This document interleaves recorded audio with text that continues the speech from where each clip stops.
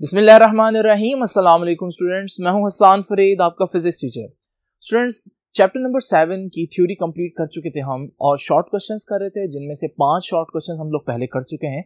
आज हम करेंगे next 5 short questions chapter number 7 के। तो आइए स्टूडेंट्स स्टार्ट करते हैं आज का लेक्चर और देखते हैं कि फर्स्ट शॉर्ट क्वेश्चन जो है वो हमसे क्या पूछ रहा है।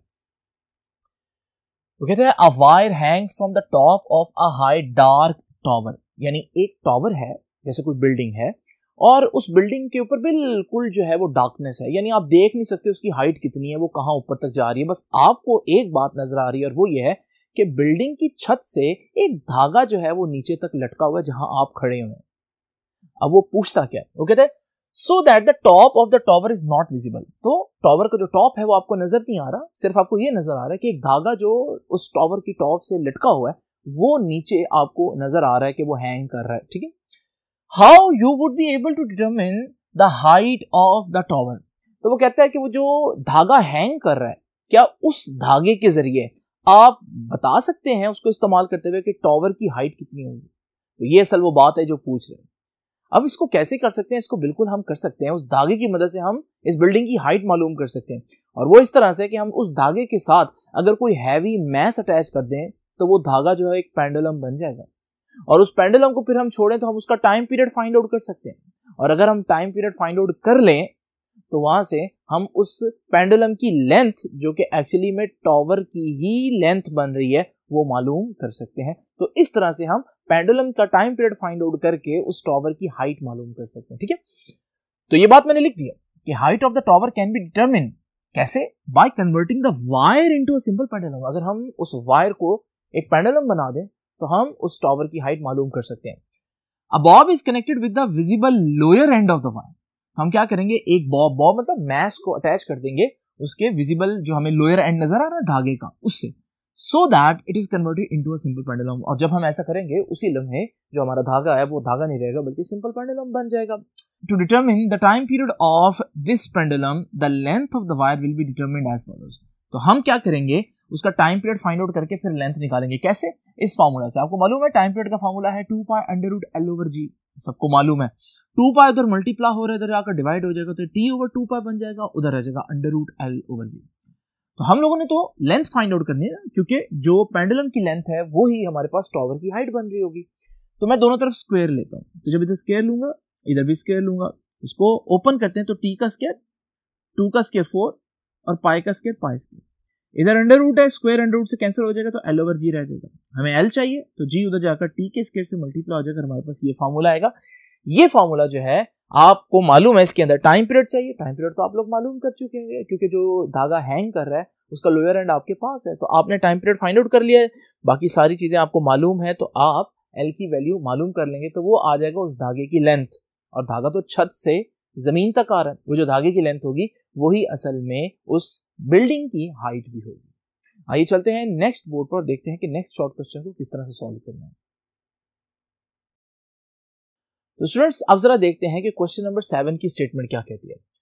y in simple harmonic motion, यानी कि y in SHM the acceleration is 0 when the velocity is greatest।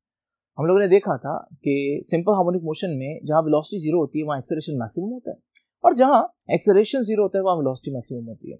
वो पूछता है ऐसा कैसे हो सकता है, इसको प्रूव करना है हम लोगों ने। ठीक है, तो हम क्या करते हैं, हम एक्सेलरेशन और वेलोसिटी दोनों के फार्मूला लिख लेते हैं। ये फार्मूला हम लोगों ने थ्योरी में पढ़े बड़े ही डिटेल में।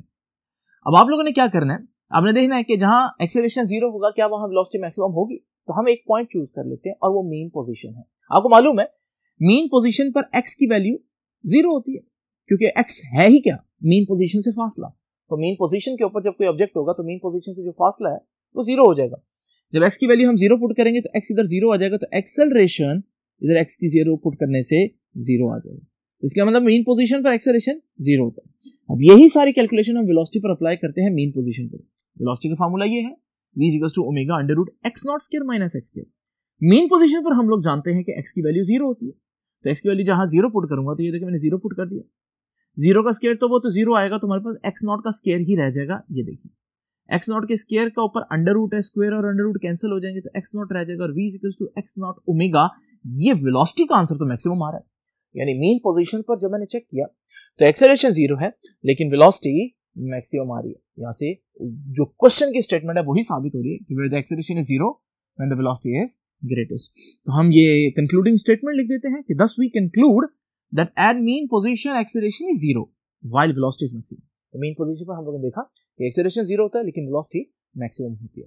तो चलते हैं नेक्स्ट बोर्ड पर और देखते हैं नेक्स्ट शॉर्ट क्वेश्चन को हम लोगों ने किस तरह से सॉल्व करना है। आइए इस क्वेश्चन की स्टेटमेंट पढ़ते हैं। What is the total distance covered by a simple harmonic oscillator in a time equal to its time period?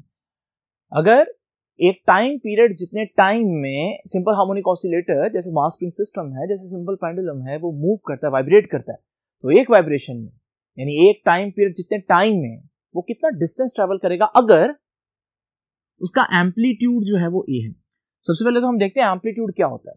आपको मालूम है simple harmonic oscillator mean position से जो उसकी एक्सट्रीम पोजीशन होती है दोनों तरफ बन रही होती है, ये भी एक्सट्रीम है, ये भी एक्सट्रीम है। ये जो मीन से एक्सट्रीम का जो फासला होता है इसे एम्पलीट्यूड कहते हैं, यानी कि ये डिस्टेंस भी एम्पलीट्यूड है और यही डिस्टेंस भी एम्पलीट्यूड है। तो एम्पलीट्यूड तो हमें पता चल गया। अब हम देखते हैं टाइम पीरियड क्या होता है। टाइम पीरियड वो टाइम होता है जिसमें एक वाइब्रेशन कंप्लीट होती है। एक वाइब्रेशन कंप्लीट होने का मतलब ये है कि बॉडी मीन से चलेगी, एक्सट्रीम तक जाएगी, एक्सट्रीम से वापस मीन पर आएगी, मीन से ऑपोजिट एक्सट्रीम पर जाएगी, ऑपोजिट एक्सट्रीम से वापस मीन पर आएगी। ये एक चक्कर कंप्लीट हुआ, ये एक वाइब्रेशन है और इसमें जितना टाइम लगेगा वो हमारे पास टाइम पीरियड है। तो मैं ये भी कह सकता हूं कि बॉडी ने एक वाइब्रेशन कंप्लीट किया। मैं ये भी कह सकता हूं बॉडी ने एक टाइम पीरियड जितने टाइम के लिए वाइब्रेट किया। एक ही बात है। आइए देखते हैं फासला कितना बनेगा। बॉडी यहां से स्टार्ट हुई, जब यहां तक पहुंचेगी एक एम्पलीट्यूड कवर किया ए, फिर वापस आएगी एक और एम्पलीट्यूड कवर किया, टोटल डिस्टेंस हो गया 2a, फिर इधर जाएगी 3a और फिर वापस उसी पोजीशन पर आ जाएगी तो 4a डिस्टेंस उसने कवर कर लिया। यानी कि जो टोटल डिस्टेंस उसने एक वाइब्रेशन में या दूसरे अल्फाज में एक टाइम पीरियड जितने टाइम में उसने कंप्लीट किया है वो डिस्टेंस है 4 टाइम्स ऑफ इट्स एम्पलीट्यूड, यानी 4a डिस्टेंस है। तो ये बात मैंने लिखी हो। The total distance covered by a simple harmonic oscillator in a time equal to its period will be 4a, यानी 4 टाइम्स एम्पलीट्यूड कवर करता है एक वाइब्रेशन में। इसके बाद आप एक्सप्लेनेशन लिखेंगे क्योंकि वो बहुत आसान पार्ट है, तो मैंने उसको हटा दिया। उसमें आप यही एक्सप्लेन करेंगे कि पहले बॉडी मीन से एक्सट्रीम जाएगी, फिर हमारे पास एक एम्पलीट्यूड कवर हो गया, फिर एक्सट्रीम से वापस मीन आएगी, एक और एम्पलीट्यूड। तो इसी तरह से आप ये सारी एक्सप्लेनेशन करेंगे। मैं चलता हूं अब नेक्स्ट बोर्ड पर और देखते हैं कि हमने क्वेश्चन नंबर 9 और क्वेश्चन नंबर 10 को किस तरह से सॉल्व करना है। स्टूडेंट्स, अब देखते हैं क्वेश्चन नंबर 9 की स्टेटमेंट क्या कहती है। What happens to the frequency of a simple pendulum as its oscillations die down from large amplitude to small amplitude? आप लोग जानते हैं कि डैम्प्ड ऑसिलेशंस में हम लोगों ने पढ़ा था कि एक एम्पलीट्यूड शुरू में ज्यादा होता है, जैसे एक पेंडुलम है वो मूव कर कुछ इस तरह से, लेकिन अगर वो एक रियल पेंडुलम है तो एनर्जी डिसिपेशन होगी, एनर्जी खर्च होगी, हीट के तौर पर जो फ्रिक्शन की सूरत में एनर्जी जो है वो डिसिपेट होगी। तो जो शुरू में एम्पलीट्यूड इस तरह से ज्यादा है वो आहिस्ता आहिस्ता कम होता जाएगा और एम्पलीट्यूड इस तरह से कम होना इसे हम कहते हैं डैम्पिंग। अब वो ये कहता है कि शुरू में एम्पलीट्यूड ज्यादा होगा, आहिस्ता आहिस्ता एम्पलीट्यूड कम हो जाएगा, लेकिन इस पूरे फिनोमिनन में फ्रीक्वेंसी को क्या फर्क पड़ेगा? तो ये असल में उसका सवाल है। ठीक है, यहाँ मैंने डैम्पिंग का ग्राफ भी आपके सामने बना दिया है कि शुरू में हम देख रहे हैं कि एम्पलीट्यूड ज्यादा है और आहिस्ता आहिस्ता एम्पलीट्यूड क्या हो रहा है, कम हो रहा है। ठीक है, अब इसका जवाब क्या है वो मैं आपको बाद में बताता हूं। सबसे पहले देखें फ्रीक्वेंसी और टाइम पीरियड का रिलेशन। आप लोग जानते हैं फ्रीक्वेंसी टाइम पीरियड का ही रेसिप्रोकल है। अब टाइम पीरियड का फार्मूला था 2π√L/g और आप देख रहे हैं इस फार्मूला में कहीं एम्पलीट्यूड का जिक्र नहीं है। जब एम्पलीट्यूड का जिक्र नहीं होगा तो इसका मतलब टाइम पीरियड एम्पलीट्यूड पर डिपेंड नहीं करेगा। ठीक है जी, तो इसका मतलब तो ये निकलता है कि टाइम पीरियड को एम्पलीट्यूड से कोई फर्क नहीं पड़ेगा। यहां एम्पलीट्यूड बहुत ज्यादा है, पेंडुलम ऐसे ऐसे मूव कर रहा है, बहुत ज्यादा एम्पलीट्यूड के साथ मूव कर रहा है, तो यहां पर एम्पलीट्यूड कम हो गया यहां पर। ठीक है, तो यहां पर पेंडुलम इस तरह से मूव कर रहा है कम एम्पलीट्यूड से, लेकिन दोनों सूरतों में एम्पलीट्यूड ज्यादा हो या कम हो, फार्मूला में एम्पलीट्यूड नहीं आ रहा, तो फिर टाइम पीरियड नहीं चेंज होगा तो फ्रीक्वेंसी भी चेंज नहीं होगी। तो जितनी फ्रीक्वेंसी यहां पर होगी उतनी फ्रीक्वेंसी यहां पर भी होगी। ठीक है, तो आपके ज़हन में फिर इसका आंसर क्या है? आपके ज़हन में इसका आंसर होगा कि हमारे पास फ्रीक्वेंसी जो है डैम्पिंग के प्रोसेस में कम नहीं होती, ज्यादा नहीं होती, बल्कि फ्रीक्वेंसी कांस्टेंट रहती है, क्योंकि फ्रीक्वेंसी और टाइम पीरियड एम्पलीट्यूड पर डिपेंड नहीं कर रहा। लेकिन जरा आप इस आंसर को देखिए। अब when the oscillations die down, यानी ऑसिलेशन जब एम्पलीट्यूड कम करेंगी एनर्जी खर्च होगी, from large amplitude to small जब उनका एम्पलीट्यूड ज्यादा से कम होगा, ये ज्यादा एम्पलीट्यूड से एम्पलीट्यूड कम होना शुरू हो जाएगा, तो आप क्या सोच रहे हैं, फ्रीक्वेंसी कांस्टेंट रहेगी ना। लेकिन ये देखिए, द फ्रीक्वेंसी फर्स्ट इंक्रीजेस, पहले फ्रीक्वेंसी बढ़ेगी, देन बिकम कांस्टेंट, फिर कांस्टेंट होगी। यानी आपके जहन में कि फ्रीक्वेंसी कांस्टेंट होगी, कि फ्रीक्वेंसी पहले बढ़ेगी और फिर बाद में कांस्टेंट हो जाएगी। तो आप कहेंगे सर ये वाला फार्मूला जो है ये तो कह रहा है कि फ्रीक्वेंसी या टाइम पीरियड जो है वो कांस्टेंट रहना चाहिए।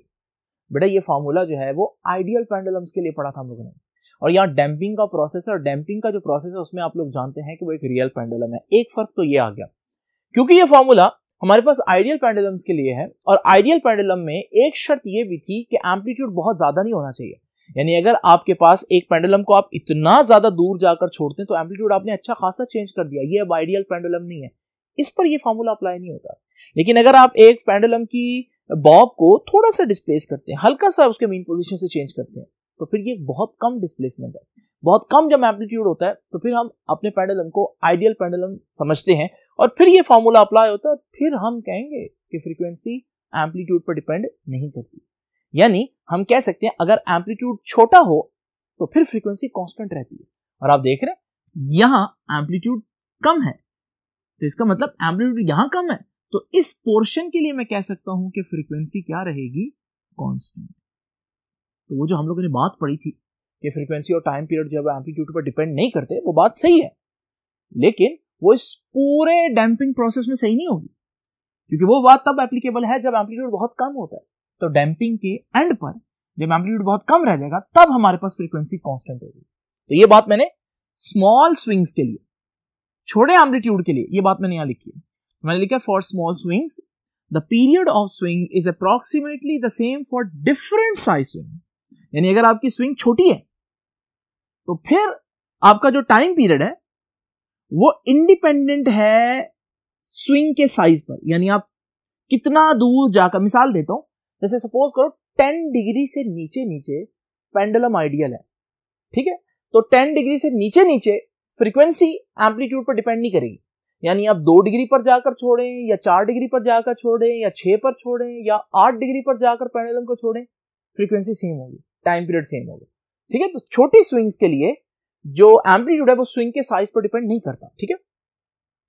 For small swings, the period of swing is approximately the same for different size swings. तो टाइम पीरियड सेम होगा, और टाइम पीरियड ही फ्रीक्वेंसी है ना, तो that is the time period is independent of amplitude. यानी time period amplitude पर depend ही नहीं कर रहा, therefore the frequency also remains constant. तो फिर जब टाइम पीरियड कांस्टेंट रहेगा तो फ्रीक्वेंसी कांस्टेंट रहेगी, ये बात यहां के लिए। लेकिन जब हमारे पास एम्पलीट्यूड ज्यादा होना तो पेंडुलम आइडियल नहीं रहता, ठीक है। जब पेंडुलम आइडियल नहीं रहता तो फिर क्या होगा, लार्ज स्विंग्स के लिए क्या होगा, वो यहां लिखा मैंने, तो जरा देखिए। For larger amplitudes, the period increases gradually with amplitude. Since the time period is inversely related to frequency, therefore for larger amplitudes, the frequency is smaller, and as the oscillations die down from large amplitudes to smaller amplitude, the frequency first increase. ये देखिए, यहां पर larger swings के लिए, यानी इस वाले हिस्से के लिए, ये वाला हिस्सा, ठीक है, इस वाले हिस्से के लिए रूल और है, और स्मॉलर स्विंग्स के लिए ये वाला जो हिस्सा है इसके लिए रूल और है। इसके लिए क्या है, इसके लिए है कि फ्रीक्वेंसी डिपेंड ही नहीं करती एम्पलीट्यूड, ठीक, फ्रीक्वेंसी एम्पलीट्यूड पर डिपेंड नहीं करती, ठीक है। तो यहां तो फ्रीक्वेंसी कांस्टेंट रहेगी, लेकिन जो लार्जर पोर्शन है इसमें रूल ये है कि फ्रीक्वेंसी का एम्पलीट्यूड के साथ इनवर्स रिलेशन है बेटा।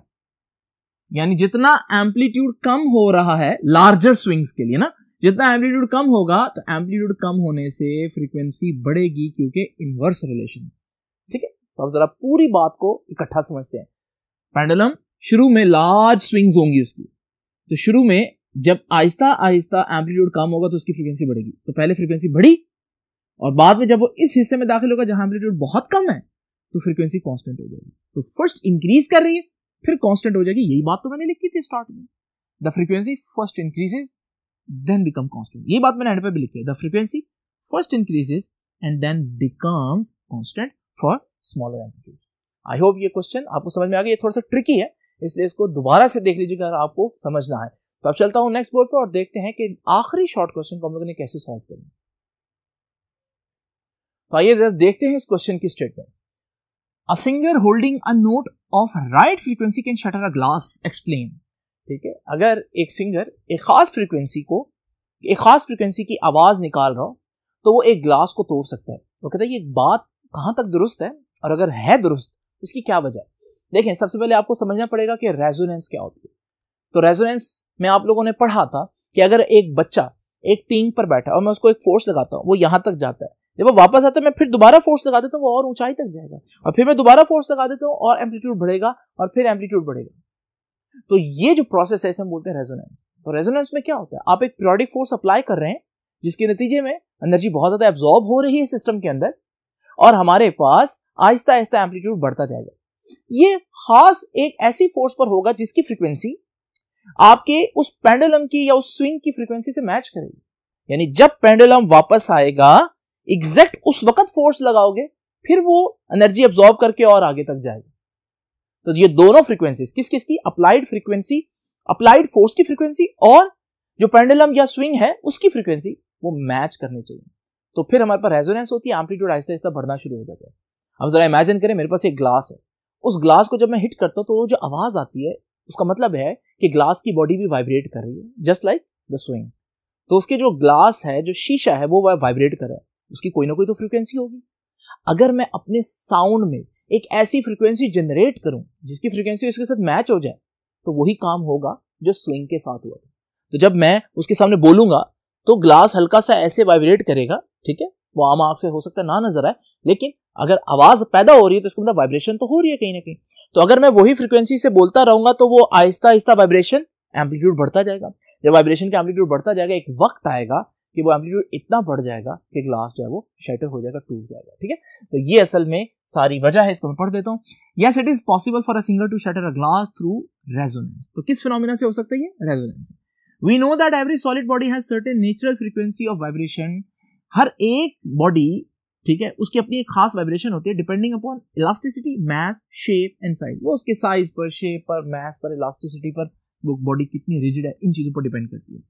A singer sings a note of a particular frequency and when its frequency of the note becomes equal, ये इंपॉर्टेंट बात है कि उसकी जो फ्रीक्वेंसी है वो बराबर होनी चाहिए। किसके? To the nature frequency of the glass, glass के मटेरियल की फ्रीक्वेंसी के बराबर होगी, तब resonance takes place. Due to resonance particles of the glass vibrates with larger amplitudes. This large amplitude vibrations may shatter the glass. ठीक है, तो ये लार्ज एम्पलीट्यूड हो जाएगा तो हमारे पास ग्लास जो है वो शैटर हो सकता है। तो स्टूडेंट्स, यहाँ हमारा ये क्वेश्चन कंप्लीट होता है। अब आपसे इंशाल्लाह मुलाकात होगी नेक्स्ट लेक्चर में, जिसमें हम करेंगे न्यूमेरिकल्स इस चैप्टर के। तो उससे पहले अच्छी तरह से फार्मूला वगैरह रिवाइज कर लें। आपसे इंशाल्लाह मुलाकात होगी नेक्स्ट लेक्चर में। तब तक के लिए अल्लाह हाफिज।